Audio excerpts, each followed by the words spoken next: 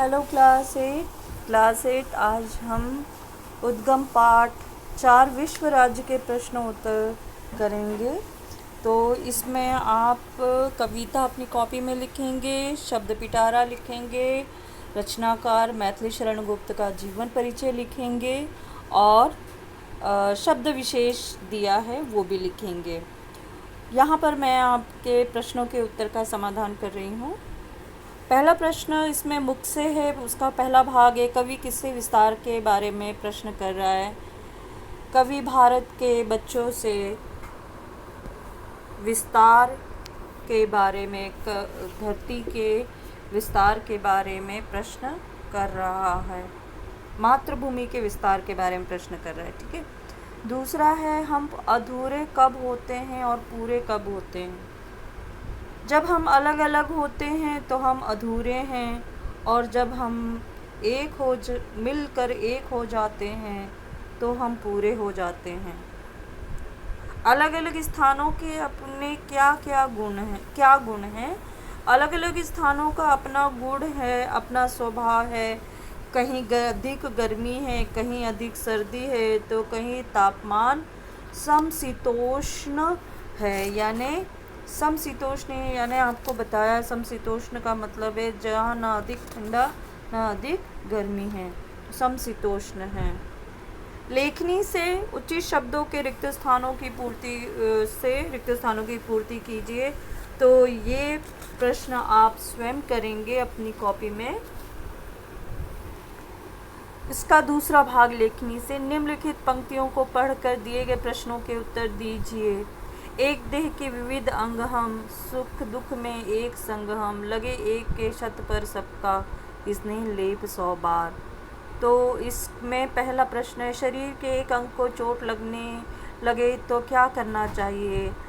शरीर के एक अंग को चोट लगती है तो संपूर्ण शरीर को पीड़ा पहुंचती है, इसलिए चोट के स्थान पर मलहम लगाकर उसके दर्द का, उसकी पीड़ा का निवारण करना चाहिए, जिससे कि शरीर के अन्य भागों को भी दर्द न हो। एक देह के विविध अंग का क्या आशय है। तो एक देह के विविध अंग से कवि का आशय है कि यह धरती एक हमारे शरीर के समान है। जिस तरह से शरीर के सभी अंग बहुत महत्वपूर्ण हैं, हमें दोनों पैर चाहिए, दोनों हाथ चाहिए, आँखें चाहिए, कान चाहिए, सुनने के लिए कान चाहिए, बोलने के लिए मुख चाहिए। हमें सब कुछ चाहिए, हमारे जीवन में बहुत ज़रूरी है। हाथों की 10 उंगलियां चाहिए, पैरों के भी, पंजों के भी 10 उंगलियां चाहिए। तो यहाँ पर कवि ने एक देह के विविध अंग का आशय है कि धरती जो है वो शरीर के समान है, उसके प्रत्येक अंग महत्वपूर्ण हैं। इसी तरह से धरती का प्रत्येक भाग महत्वपूर्ण है, और कोई एक भाग भी अगर तकलीफ़ में है, धरती का कोई एक हिस्सा तकलीफ़ में है, तो पूरी धरती को वो तकलीफ़ सहनी पड़ती है। अगला प्रश्न है, ये पंक्तियाँ हमें क्या संदेश देती हैं। तो यह पंक्तियाँ हमें विश्व बंधुत्व और विश्व एकता का संदेश देती हैं। आगे प्रश्न 3 है, निम्नलिखित पंक्तियों का सही मिलान कीजिए। तो ये आप स्वयं करेंगे अपने आप से। ठीक है। आगे है कुछ शब्दों में पहला प्रश्न दिया है क जन्मभूमि से कवि का क्या तात्पर्य है। तो जन्मभूमि से कवि का तात्पर्य जहाँ किसी का जन्म होता है। कवि का तात्पर्य जन्मभूमि से, उस भूमि को जन्मभूमि कहते हैं जहाँ हमारा जन्म होता है। और ये धरती किसके समान है, माँ के समान है। तो जहाँ जिस धरा पर हमने जन्म लिया है वह हमारी जन्मभूमि है। अगला प्रश्न है, अगणित रूप और आकार किसके बताए गए हैं। अगणित रूप और आकार मानव के बताए गए हैं। 'ग'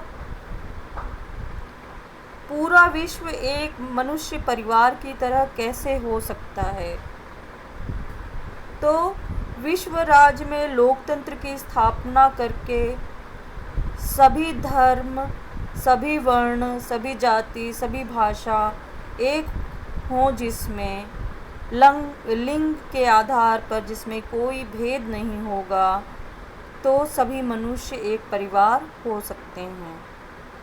कुछ वाक्यों में उसका पहला भाग है, हमने धरती को टुकड़ों में बांटा है, पर हम किन चीज़ों को नहीं बांट सकते हैं। हमने धरती को तो टुकड़ों में बांट लिया है, परंतु हम अंबर को, अनल को, सलील को, सूर्य को, सोम को हम नहीं बांट सकते हैं। आपस के बंटवारे तथा वैमनस्य को दूर करने का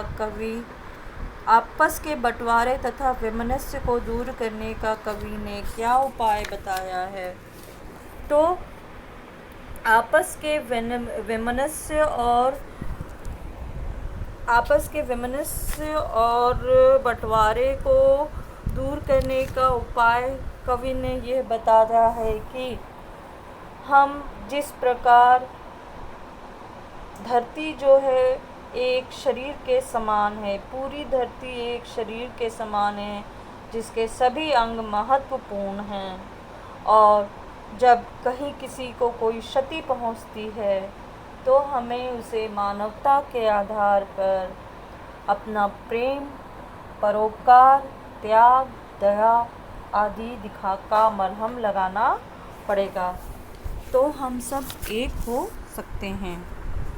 विश्व राज्य क्या है, इसकी क्या विशेषताएं बताई गई है?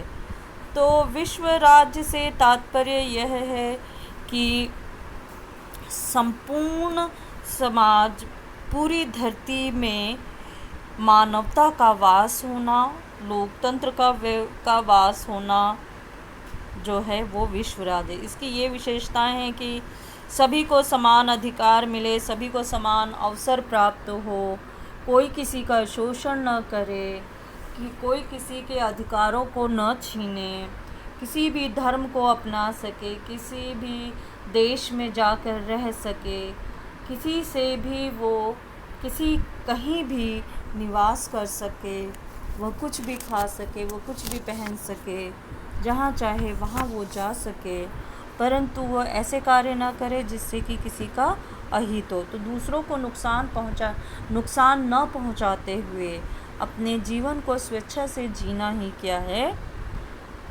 इस विश्व राज्य की कल्पना है। और विश्व राज्य में लोकतंत्र होना चाहिए जिसमें कि मनुष्य जो है वो एक दूसरे का साथ मानवता के आधार पर देगा। बच्चों, ये तो प्रश्न उत्तर हो गए। यहाँ पे पेज नंबर 41 पर है, जिसमें निम्नलिखित शब्दों के समानार्थी शब्द इस कविता में दिए गए हैं। इन्हें पहचान कर शब्दों के आगे लिखे। जैसे आसमान दिया हुआ है, तो कविता में दिया हुआ है अंबर दिया हुआ है, तो अंबर जो है वो आपको लिखना है। पृथ्वी को भी जो है वो पृथ्वी को धरती कहा है, तो इस तरह से आप कविता में से छांट कर इसको लिखेंगे। अगला इसमें दूसरा पेज नंबर 41 पर दिया है निम्नलिखित शब्दों का संधि विच्छेद किए। तो यहाँ है रूपाकार, तो इसका संधि विच्छेद हुआ है रूप प्लस आकार। शीतोष्ण, शीत प्लस उष्ण। लोहायुध, तो लोह प्लस आयुध। धर्मार्थ, धर्म प्लस अर्थ। शुभारंभ, शुभ प्लस आरंभ। इसी तरह से इसमें प्रश्न 3 दिया गया है, निम्नलिखित वाक्यों के प्रश्नवाचक वाक्यों में बदलकर लिखिए। तो जैसे इसमें एक उदाहरण बता रही हूँ, भारत एक लोकतांत्रिक देश है। इसको हम प्रश्न में पूछ सकते हैं, क्या भारत एक लोकतांत्रिक देश है? इसी तरह से इस प्रश्नों को हल कीजिएगा। आगे प्रश्न नंबर 4 इसमें दिया है, सम उपसर्ग से शब्द बनाइए। तो सम प्लस तोष संतोष, सम प्लस चय संचय, सम प्लस कल्प संकल्प, सम प्लस योग संयोग। तो इस तरह से बच्चों ये सारे काम आप कॉपी में करेंगे और अपना खूब सारा ख्याल रखें। सारे काम कॉपी में करके रखिए और फिर जब हम मिलते हैं तो कॉपी चेक होगी और पढ़ाई करिए। ध्यान रखें।